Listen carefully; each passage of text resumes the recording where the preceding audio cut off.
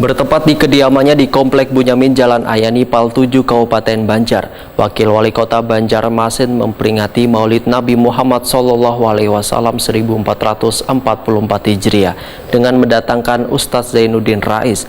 Dalam tausiahnya, Ustadz Zainuddin Rais menyatakan peringatan Maulid Nabi Muhammad SAW adalah bertujuan untuk terus mengingat dan meningkatkan rasa cinta kepada Rasulullah SAW serta mengambil hikmah dan pelajaran dari kisah perjalanan semasa hidupnya.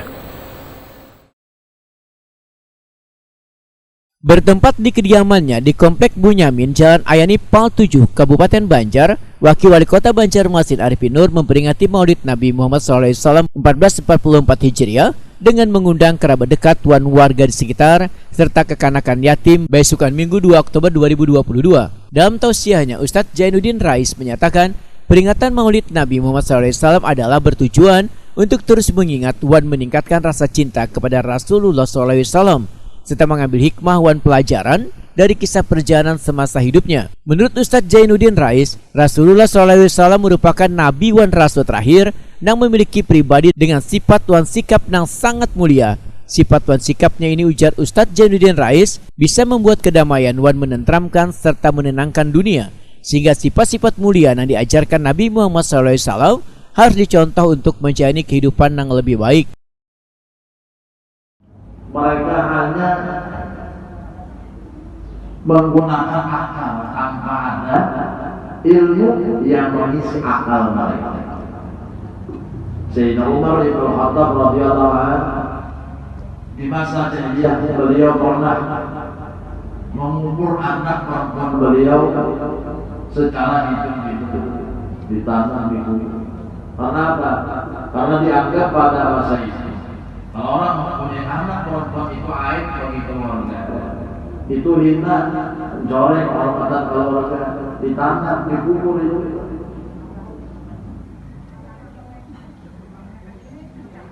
Ini yang menjadikan Sayyidina Umar.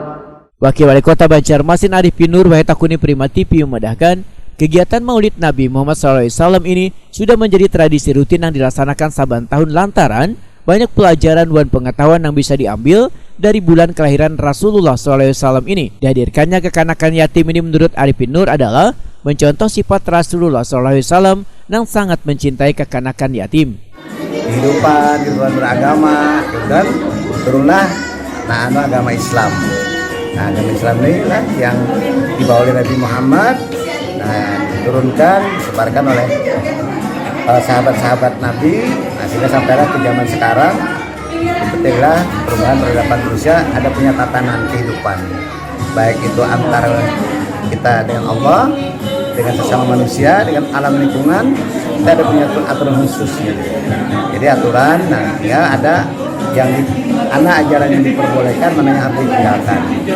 Itulah namanya keimanan kita agar inilah Nabi Muhammad adalah sebagai panutan kita yang untuk patut dituhi teladani, sehingga kita memperingati dengan penuh kegembiraan.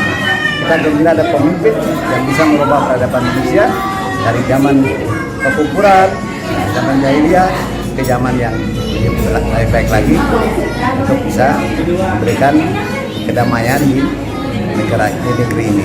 Harapan untuk masyarakat kota, Pak, harapannya ya, masyarakat kota kan kita tetap inilah bahwa kita harus cinta pada Rasulullah.